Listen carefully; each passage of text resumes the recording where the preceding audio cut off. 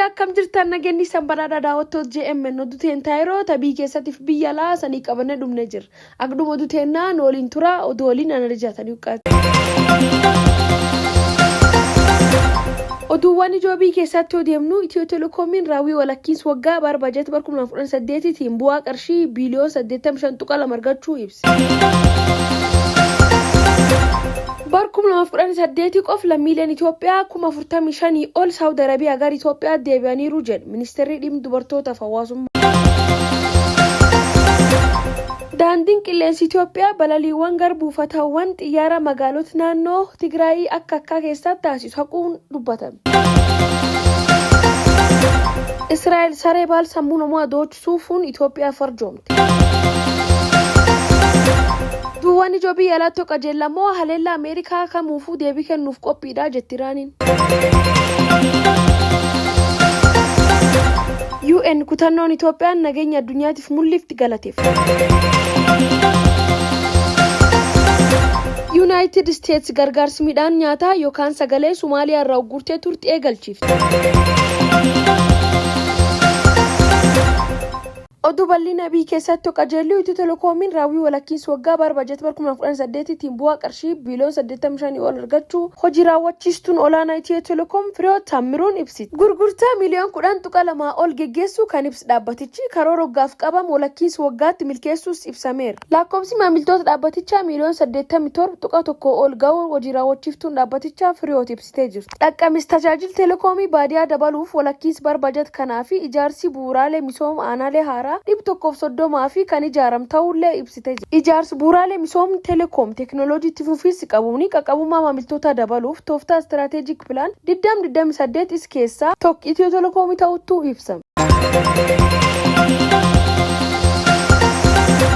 2018 qof lammiileen Itoophiyaa 45,000 ol Saawud Arabiyaa gara biyyattii deebi'uu ministeerri dhimma dubartootaaf hawaasummaa ibse. Ministeerri dhimma dubartootaaf hawaasummaa torba darbe lammiilee Itoophiyaa 3,422 ta'an Saawud Arabiyaa gara biyyattii deebi'uu ibseera. Kunis fulbanaa asitti lammiilee Itoophiyaa gara biyyattii deebi'an 45,000 olitti ol kaasuu ibseera. Ministeerichi ibsa torba darbe baasee lammiileen gara Itoophiyaa deebi'an kuniin balalii idilee 14 ta'uu hire. Isaanis 3,387 dhiirota akkasumas dubartoota 82 daa'imman 3 ta'uu ifoomse. Kanneen keessallee umriin isaanii gan 27 haggan 18 kan jiran ta'uu ibsee kunis warri ofir deebi'an kunini rakkoo kan saaxilaman ta'uun ragaan kun ibsaa jedhe ibsi ministeerichaa. Mootummaan geejjiba namoota kan qajeelchu haga maatii isaaniitti deebisuu dabalatee hojii sirnaa hojjechaa akka jiru dabalee ibseera. Kan maleellee deetaan ministeera dhimma alaa addee Burtukaan Ayyaanoo gara Riyaaditti imaluun mana itti hidhaan lammiileen Itoophiyaa keessatti hidhaman jiran daawwachuun haala lammiilee kana irratti marii taasisuunis gabaafameera.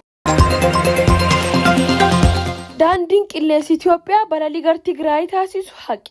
Daandiin qilleensa Itoophiyaa balaliiwwan buufatawwan xiyyaara magaalota naannoo Tigraay akka keessatti taasisu haquun dhaga'ame. Odeeffannoo nu argan akka ibsitutti daandiin qilleensa Itoophiyaa xiyyaara imaltoota ergame haala hin eegaminiin mudateen balaliin haqamuu beeksise. Haaluma kanaan gara magaalota gurguddoo naannichaa Maqalee dabalatee balaliin Aksum, Shiree fi Humaraatti taasifamu haqameera. Daandiin qilleensa Itoophiyaa maamiltoota isaaf balalii haqamuu arguu isaan alatti ammatti ifatti waan jedhin qabu. Komishiniin poolisii federaal hojiilee to'annoo sochii baal sammuu namaa adoochuu sadarkaa guddaan deeggaruun jedham saree foolii baal sammuu namaa adoochuu addaan baaftuu poolisii Israa'el irraa argachuu ifoome. Itti aanaan komishinar Malaakuu Faantaa ajajaan kutaa ittisa yakka poolisii federaal sareewwan baal sammuu namaa adoochan suufuun adda baasan kuniin buufata xiyyaara idilee addunyaa booleetti bobba'uun qorsi sammuu namaa adoochuu kan biyyeen keessi seenu akka biyyi kanarraa qaxxaamurto'achuuf shoora guddaa qabu jedhan. Itti dabaluunis ogeeyyiin fanjii dhukaa fashaleessan Israa'elitti leenjii fudhachaa akka jiran hiraniiran. Gamkaaniin ammoo sareewwan baal sammuu namaa adoochisuufan kuniin walgahii gamtaa Afrikaatti akka bobbaafaman ifoomsan. Oduu bal'inaa biyya alaatti odeemnu ammoo Iraan doorsis pirezidaantii Ameerikaa Doonaald Tiraamp kuffisuun haleellaa Ameerikaa kamuufuu deebii kennuuf qophii ta'uusii ibsiti. Abbi Tiraamp ammoo waraanni Ameerikaa naannoo baha giddu galeessaa qaqqabamu hordofee Iraan sagantaa niwukileeraa isii irratti mari'achuuf yeroo jalaa dhumataa jira jedhan. Ministeerri dhimma alaa Abbaas Argichi humnoonni Iraan haleellaa biyyattii irra raawwatamu kamiyyuu saffisaaf humni guddaan deebii kennuuf qophii ta'uu akeekkachiiftee jirti. dhaabbatni mootummoota gamtoomanii kutannoo Itoophiyaan nageenya addunyaa mirkaneessuuf mul'iftee galateeffateera. Itoophiyaan tasgabbii nageenya idilee addunyaa qajeeltoo murteessaa ta'eef gumaacha taasisuun UN beekamtii kenneera. Biyyittiin shoor nageenyisii waggaa 60 dura lakkoofsa Awurooppaatti 1960 eegaluun ergama nagaa kabachiisuu keessatti hirmaachuun kan beekamtu ta'uu hireera. Yeroo ammaa ergama nagaa UN fi biyyoota humni nagaa gar naannolee addunyaa walitti bu'iinsa ammaattuutti bobbaasan keessaa Itoophiyaan namoota 1500 bobbaasuun sadarkaa tokkoffaa 10ffaa keessatti argamuusii hireera. Itoophiyaan imala nagaa kabachiisuu UN irratti hirmaachuu kan eegaltee bara 1960 ergama nagaa kabachiisuu Koongootti yoo ta'u ergasiis chaartar dhaabbatichaa kabajuu fi kabachiisuu keessatti to'annoo agarsiisaa akka turte ibseera.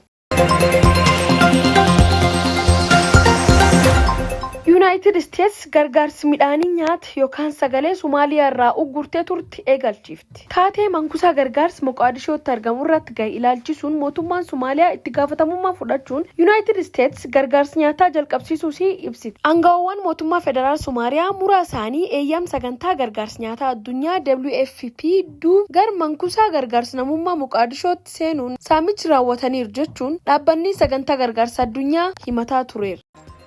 Jaalatamtoota kabajamtoota daawwattoota JMN oduun nu har'aaf qabannee dhufnu kanuma.